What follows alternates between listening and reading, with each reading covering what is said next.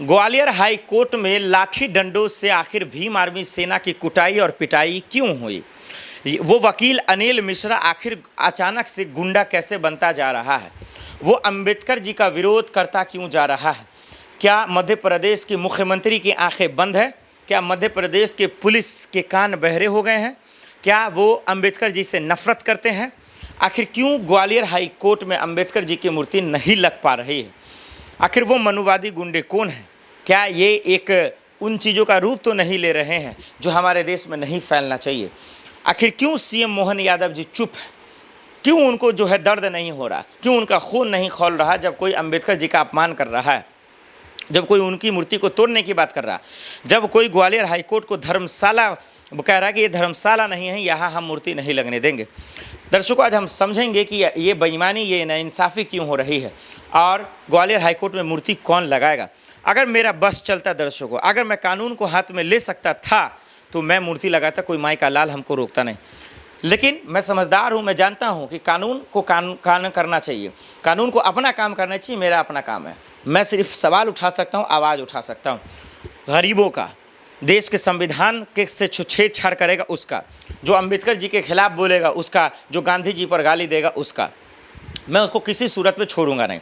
और आज वही हो रहा है। लेकिन इन सब चीज़ों को देखकर जैसे एमपी पुलिस चुप है, जैसे सीएम मोहन यादव चुप है, ये मुझे खौल रहा है और मुझे हैरान हो रही है कि ऐसा कैसे हो सकता है। क्या मामला है दर्शकों? और कैसे सरेआम गुंडाईगिरी हो रही है, कैसे लाठी डंडों से पिटाई हो रही है कैसे मध्य प्रदेश में अपराध बढ़ते जा रहा है, कैसे मध्य प्रदेश के विपक्ष के नेता बेबस हो चुके हैं। उनको भी फिक्र है नहीं है, उनको भी शर्म हया नहीं है कि आपके राज्य में, आपके स्टेट में, आपके गांव में, आपके कॉलोनी में, चौक चौराहे पर अंबेडकर जी का अपमान हो रहा है, उनकी मूर्ति को नहीं लगने दे रहा, लेकिन फिर भी आप खामोश हैं, आप बिल्कुल चुप हैं।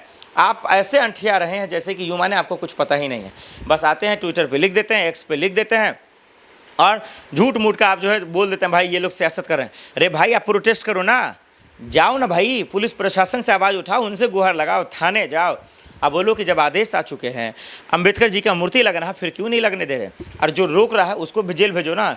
अरे 10 होगा, 20 होगा, 50 होगा, 100 वकील होगा, सबको जेल में डालो जो अंबेडकर जी का विरोध कर रहा है। और उन सब की वाहवाही करो, उन सबको सलाम ठोको जो अंबेडकर जी की मूर्ति लगाने के लिए हर घड़ी खड़ा हुआ है, हर घड़ी तैयार है, उन सबको सलाम कीजिए। दर्शकों, एक आदेश आता है, एक फैसला होता है कि ग्वालियर हाई कोर्ट में, जी हाँ, हाई कोर्ट में मूर्ति लगेगी, अंबेडकर जी की मूर्ति लगेगी।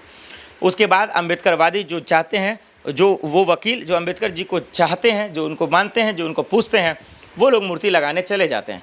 लेकिन वो बेशर्म वकील जो अंबेडकर जी का विरोध करते हैं, जो मनुवादी के शक्ल में आते हैं, संघी के शक्ल में आते हैं और उन पर जाकर जो है रोक देते हैं, कहते हैं भाई हम मूर्ति नहीं लगने देंगे क्योंकि ये धर्मशाला नहीं है, यहाँ दरअसल नहीं लगेगी, जो करना है कर लो।